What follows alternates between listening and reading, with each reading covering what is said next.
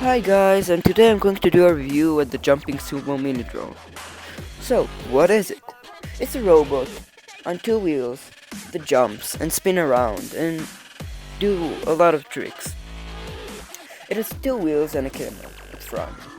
Now, what's special with it? You can control it with your phone, Android or iOS, it doesn't matter.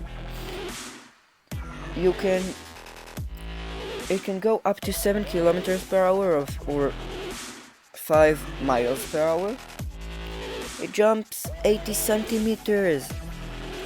It can do live video streaming and recording. It's so much fun to do it. It's very fun and to play with it around. Especially outside. It's priced at $105 at Amazon. Link in the description.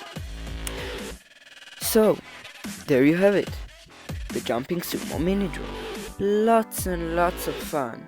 We definitely recommend it. So, go and get one if you can. See you guys on the next video. Bye. Don't forget to leave a like and subscribe.